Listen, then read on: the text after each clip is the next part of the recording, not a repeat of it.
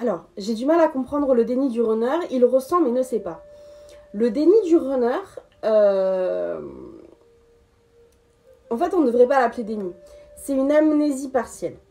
C'est-à-dire que dans sa psyché, dans ses émotions, dans sa spiritualité, dans sa psychologie, ça touche absolument tous les niveaux, il y a une sorte, à un moment donné, de trou noir. C'est-à-dire que si je devais te donner une image, quand moi je parle avec un runner en consultation qui souffre encore du déni, donc de cette amnésie, moi je préfère le terme amnésie parce que je le trouve beaucoup plus cohérent que déni.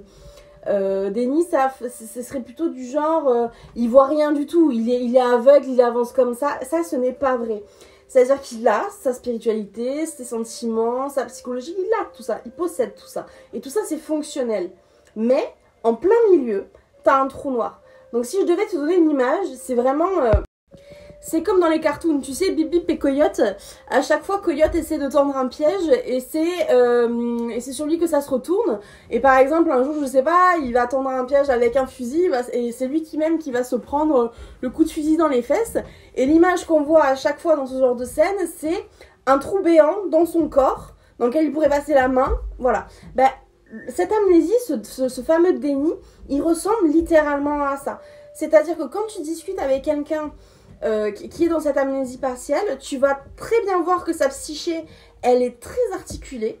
Les runners sont des grands hypersensibles, et les hypersensibles sont des personnes très intelligentes qui justement arrivent à percevoir un niveau de détail incroyable dans les choses, dans les gens, et qui arrivent à broder là-dessus, mais qui sont confrontés à cette amnésie et qui du coup vont articuler leurs pensées à un niveau de détail vraiment avancé jusqu'au moment où ça va toucher le trou noir. Et à partir du moment où ils vont toucher ce trou noir, en fait, leurs phrases vont commencer à devenir complètement illogiques. Ils ne vont plus arriver à articuler leurs pensées à la hauteur de leur capacité, mais vont un petit peu l'articuler type Canal+, le soir quand c'est crypté, c'est-à-dire tu vois l'image et tout d'un coup, comme ça. Et eux ne vont pas voir ça. Eux vont penser... C'est ça qui est terrible dans cette amnésie. C'est pour ça que moi je préfère le terme amnésie, c'est-à-dire que tu vois littéralement de tes propres yeux qu'ils n'y peuvent rien. Il y a vraiment ce sentiment de tu vois approcher leur psyché comme ça et tout d'un coup, Canal+. Et qu'ils n'y peuvent rien du tout. Et donc moi en tant que thérapeute, à chaque fois, une partie de mon travail avec les runners amnésiques comme ça, c'est justement de les amener tout doucement, calmement, à se rendre compte que leurs pensées à ce moment-là s'articulent de façon illogique, de leur faire prendre conscience de ce trou noir pour qu'ils le résorbent. Mais c'est un trou noir qui absorbe la lumière. Il ne faut pas juste, tirer la tirette et ding, ça y est bon, il fait jour, il n'y a plus de déni, voilà. Quand on dit sortir du déni, ça veut dire résorber cette amnésie. C'est un processus, ça se fait petit à petit. Parce qu'il faut reconnecter les idées qui normalement devraient être logiques, les unes après les autres, thème après thème, sujet après sujet, et ça c'est tout un processus. Donc cette image d'Épinal du runner qui sort du déni avec un moment ampoule qui s'allume, genre sting sting, ça y est, j'ai eu l'illumination et paf, tout s'éclaire, etc. Ça n'existe pas. Moi, moi, en tout cas, personnellement, je ne l'ai jamais vu. Par contre, voir accompagner des runners qui ont ce trou noir qui se résorbe petit à petit, ça oui, ça je l'ai vu, ça je peux te dire par mon expérience que oui, ça existe. Mais c'est un processus. Il perçoit certaines choses par rapport à son autre, évidemment qu'il les perçoit, évidemment qu'il perçoit une forme d'amour, mais comme sa pensée, sa spiritualité, ses sentiments vont avoir du mal à s'articuler dessus, il va ressentir, justement, même s'il n'arrive pas à voir ce trou noir, il va ressentir qu'il y a quelque chose qui n'est pas fluide. Et à juste titre, parce qu'il y a un trou noir, ça n'est pas fluide. Donc ils ont tout à fait raison dans ce ressenti-là. Donc quand un runner dit « je sens que toi t'es problématique, que ça matche pas, qu'il y a ça machin », c'est vrai. Ce qui n'est pas vrai, c'est la raison par laquelle il va l'argumenter, qui est ça, et le fait de son trou noir. Mais son ressenti, lui, il est correct. Donc faut décorréler, si tu veux, le champ lexical qu'il va employer pour justifier son trou noir. Par contre, tu peux complètement faire confiance à sa part de ressenti. Ça... Donc quand on est chaser et qu'on doit gérer son autre qui est toujours aux prises de ce trou noir. On gère pas quelqu'un, on ne gère certainement pas quelqu'un qui serait bête ou qui n'y arriverait pas. D'ailleurs, c'est tout un axe des chasers, c'est je vois son potentiel et je ne comprends pas pourquoi il ne fait pas usage de son potentiel. Il peut faire mieux, bien sûr qu'il peut faire mieux, mais ça n'est pas le sujet. Le sujet, c'est que c'est quelqu'un d'amnésique. Donc, il faut commencer à le traiter comme un amnésique, c'est-à-dire le ramener vers de la logique, petit bout par petit bout, parce que si tu prends un amnésique complet à la sortie de l'hôpital et que tu lui donnes le livre de sa vie dans lequel, bon ben voilà, ça c'est ta femme, ça c'est ton mari, t'as 4 enfants, tu travailles là, machin, vas-y. Il va jamais bien le prendre, cet amnésique-là. Il faut, petit bout par petit bout, jour après jour, lui amener certains éléments pour qu'il s'y fasse, pour qu'il s'y habitue, et on continue ainsi. C'est vraiment long, et c'est pour ça que c'est long. C'est long, cette sortie du déni, cette sortie de l'amnésie, parce que c'est exactement le même processus. Sauf que à l'hôpital, on va traiter une amnésie d'ordre psychiatrique, et là, on va traiter une amnésie d'ordre sentimental, spirituel, énergétique. Ça se joue sur un autre niveau, mais c'est un processus. Et c'est pour ça qu'il faut souvent, avec les runners, répéter énormément. Pour les chasers, c'est très facile pour eux de entendre une fois, assimiler une fois, réparer, on n'en parle plus, c'est archivé. C'est pour ça qu'il y a dans l'imaginaire chaser que son runner peut faire la même chose, parce que c'est tellement inné pour lui, c'est tellement inscrit dans sa façon de processer les choses qu'il ne peut pas envisager que la personne qu'il aime autant ne puisse pas percevoir la même chose, ne puisse pas réaliser la même chose. Il ne le peut pas. Chacun est différent, c'est la différence justement qui fait la richesse de ce lien. Le runner ne fonctionne pas comme ça. Donc, à mon sens, le meilleur moyen quand on est chaser de passer à travers l'amnésie de l'autre, d'arriver à mieux la gérer, mieux la supporter, c'est vraiment de faire appel à sa propre empathie envers l'autre. C'est-à-dire, arrêter d'imaginer son autre comme quelqu'un de 100% capable émotionnellement à l'instant T, et qu'il est question d'une volonté de sa part, et de le considérer vraiment comme un amnésique, c'est-à-dire le visualiser dans une chambre d'hôpital. Vous ne rentreriez jamais dans une chambre d'hôpital d'un amnésique en le secouant comme ça, en le prenant par la culotte, en lui disant « Allez, maintenant, c'est fini tes conneries, tu vas arrêter d'oublier, à partir de maintenant, tu vas te souvenir. » Ça serait d'une débilité profonde et ça serait même carrément malveillant. Le chaser qui veut faire percuter son autre, c'est exactement comme ça que le runner le perçoit. Il le perçoit comme quelque chose d'agressif à son égard et de malveillant parce que ça l'est.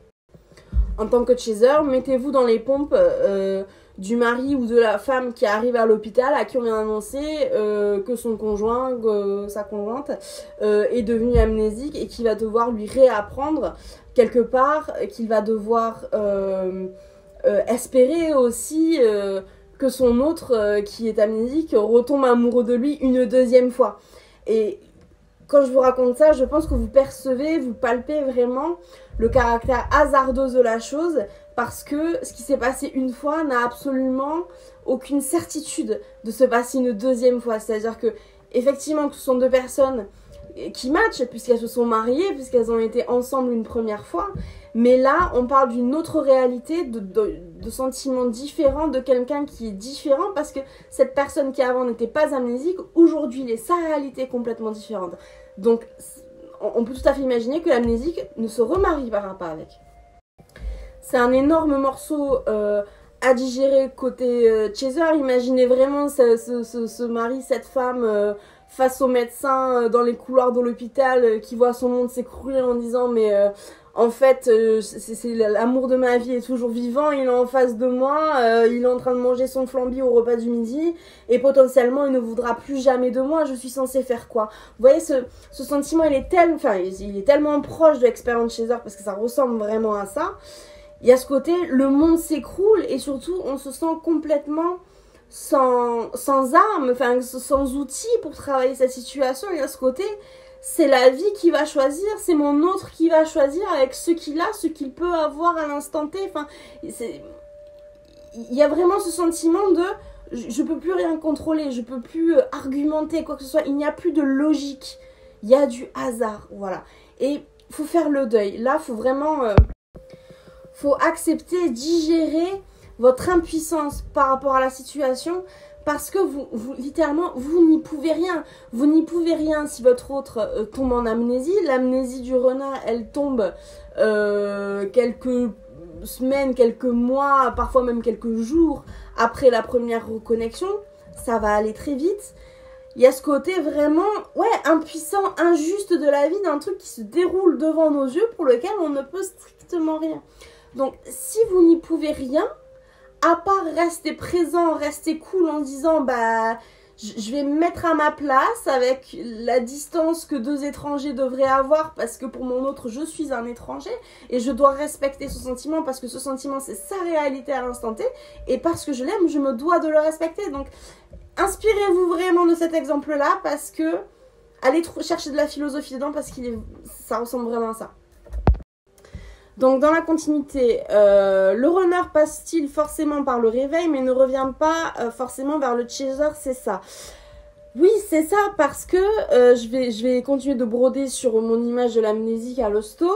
Sa réalité a changé, et quand bien même ses sentiments sont remontés à la surface, imagine un amnésique qu'il a été, pas pendant 3 jours, il l'a été pendant 4, 5, 6, 7 ans, 10 ans, 15 ans peut-être. Et en face, il y a un chaser, toi, en tant qu'épouse d'amnésique ou mari d'amnésique, à un moment donné, quelque part, tu as été contraint de refaire ta vie. Tu as été contraint de réapprendre à vivre différemment dans une réalité dans laquelle tu n'es pas à l'aise. Et il y a ce côté où l'amnésique, il va se réveiller quelque part, ou en tout cas, il va commencer à récupérer les pièces du puzzle dans une réalité qui sera différente, à laquelle il va devoir s'adapter.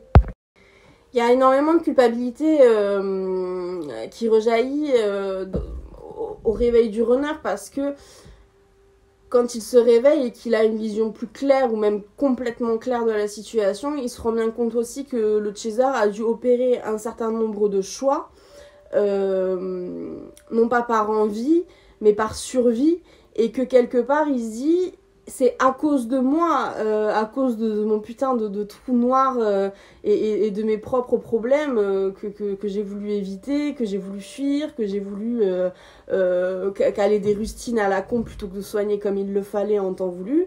C'est à cause de mon comportement que mon autre a dû survivre et non pas vivre qui je suis pour retourner dans sa vie, taper dans la fourmilière et potentiellement y refoutre le bordel et quelque part lui offrir à nouveau un tour de montagne russe, tu vois. Donc par protection, par respect, par timidité aussi, il y a beaucoup de runners à ce moment-là qui ne reviennent pas forcément vers leur autre, qui préféraient que ce soit leur autre qui revienne, sachant pertinemment que ça va être compliqué, ou potentiellement qu'ils ne vont strictement pas le faire, parce qu'il y a une forme de pudeur aussi qui est de dire ok, je suis prêt, mais je préfère que ça soit toi qui me donne le go, parce que je suis pas du tout à l'aise pour revenir dans ta vie, mettre ce coup de pied dans la fourmilière, un tour de roller coaster, je suis pas prêt à risquer ça. Et surtout, il y a tellement de culpabilité qui remonte à ce moment-là, que d'avoir un chaser en face qui répondrait par la négative en disant justement ah non merci, j'ai dû apprendre à survivre maintenant que je vis enfin, laisse-moi tranquille, ça sera un péril émotionnel mais monstrueux pour eux. Il y a pas mal de runners qui ont vécu ce réveil, qui témoignent, vous pouvez lire ça sur internet, sur YouTube, ou même moi en consultation, qui disent mais c'est mon autre qui m'empêche de revenir, parce que par son attitude, par ses choix, par ce qui transparaît de lui, je vois bien que je suis persona non grata dans sa vie, quand même j'ai envie d'y revenir, parce que je sens bien que mes doutes, que mes questionnements, c'est too much pour lui, qu'il n'en veut pas, qu'il ne veut plus en entendre parler. Donc il y a beaucoup de nostalgie qui se greffe à ça aussi à un moment donné, où ils se rappellent leur chaser qui les suppliait en début de parcours, de dire mais dis-moi ce qui se passe dans ton cœur, dis-moi comment je peux faire, dis-moi comment je peux te sauver. Beaucoup de nostalgie à ce moment-là pour tous ces moments. Et là moi j'ai des runners qui m'appellent en général exactement à ce moment-là en me disant comment on peut revenir à avant. Là, si mon chaser m'envoyait un texto comme il m'en a envoyé, ou un mail comme il m'en a envoyé des dizaines auxquels j'ai à chaque fois pas vraiment répondu. Mais là, s'il me l'envoyait, je te promets, Emma, je te promets, j'y répondrai. Et sauf que ce mail, ce texto, il ne vient pas et il ne viendra pas. Donc il y a beaucoup de culpabilité, de nostalgie, puis c'est un dernier round de tests pour leur self-esteem, hein, c'est-à-dire que le runner qui vient vers son chaser, il va devoir faire face à cette montagne-là, et c'est une montagne, c'est vraiment une montagne. Dans l'imaginaire chaser, leur attitude reste perpétuellement ouverte. Factuellement, non, ça n'est pas vrai. Le chaser, à un moment donné, se ferme à son runner par protection, parce qu'il en a marre, parce que voilà, il est passé de la survie à la vie, et que tout ça, ça implique un certain nombre de choix qu'il implique lui aussi. Donc le réveil du runner, c'est vraiment une période de sable mouvant pour lui, parce qu'il est entre deux réalités. Sa première réalité qui était celle de l'amnésie, avec certains codes, avec les fameuses tierces. C'est vraiment un monde, un microcosme à part entière qui a vécu tel quel un certain nombre d'années, qui a été fonctionnel aussi un certain nombre d'années, parce que ça a répondu à sa condition d'amnésique. Donc il a du mal à le voir comme quelque chose qui a pu le desservir, ou qui impacte négativement sa situation avec le chaser. Pourtant, côté chaser, il attend justement beaucoup de rigueur de la part du runner, et de dire, si tu n'es plus amnésique, tu dois mener une vie de non-amnésique, donc tous ces stigmates de ton amnésie doivent partir. Et c'est une période de sable mouvant, parce que du coup, là, le chaser va regarder ce qui se passe, et il va dire, je ne m'ouvre pas, je ne vais pas attendrir mon attitude à ton égard si ta situation n'est pas à 100% compatible avec mes envies, avec mes besoins, les fameuses boundaries. C'est soit ta situation est 100% clean et je peux à nouveau envisager de te faire confiance, soit je reste fermée parce que ça ne sert à rien, parce que mes boundaries ne seront pas respectées. Donc le chaser se ferme, et particulièrement fermé et ferme dans ces moments-là. C'est un moment qui est très difficile pour les runners. Très très difficile pour les runners, parce qu'il y a ce sentiment de prison inviolable qu'ils ont envie de pénétrer sans pouvoir le faire. Et tout le monde n'est pas Bonnie and Clyde. Donc période très très compliquée que le réveil du runner.